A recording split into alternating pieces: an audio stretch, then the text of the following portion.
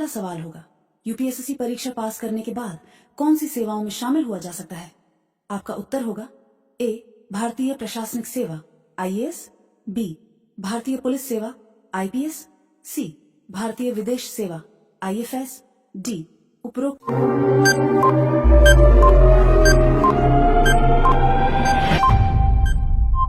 सभी आपका सही उत्तर होगा। डी उपरोक्त सभी आपका दूसरा सवाल होगा। एसएससी परीक्षा पास करने से कौन सा पद प्राप्त हो सकता है? आपका उत्तर होगा A lower division clerk LDC, B junior engineer JE, C income tax officer, D उपरोक्त सभी आपका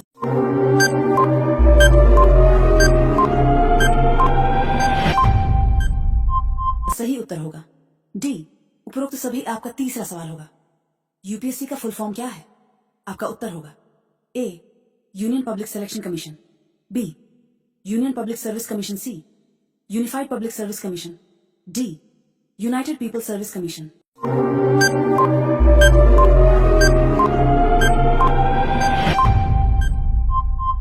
आपका सही उत्तर होगा B union public service commission. आपका चौथा सवाल होगा, एसएससी का फुल फॉर्म क्या है?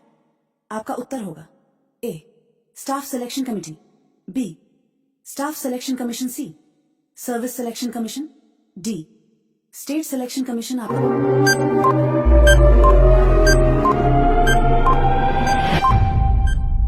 आपका सही उत्तर होगा बी स्टाफ सिलेक्शन कमीशन। आपका पांचवा सवाल होगा, यूपीएससी परीक्षा कितने चरणों में होती है? आपका उत्तर होगा ए 2 चरण, बी 3 चरण, सी 4 चरण, डी 5 चरण। आपका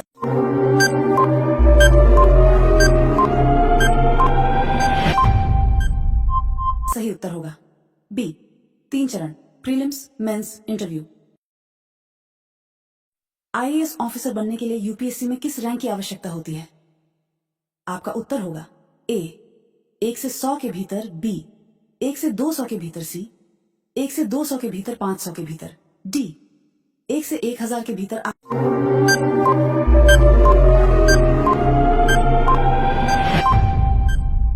आपका सही उत्तर होगा ए 1 से 100 के भीतर। आपका 8वां सवाल होगा, एसएससी सीजीएल का मतलब क्या है?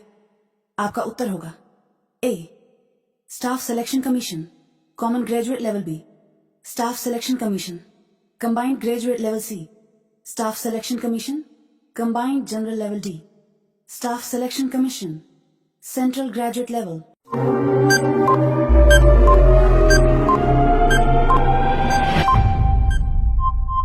आपका सही उत्तर होगा B staff selection commission combined graduate level. आपका 9वां सवाल होगा, यूपीएससी इंटरव्यू के लिए अधिकतम अंक कितने होते हैं?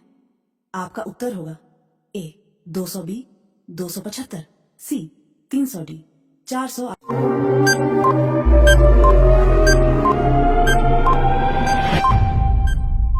आपका सही उत्तर होगा बी 275।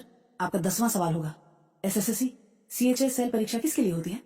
आपका उत्तर होगा ए उच्च पदों पर नियुक्ति, बी क्लर्क और सहायक पदों के लिए, सी इंजीनियरिंग सेवाओं के लिए, डी पुलिस भर्ती के लिए। आपका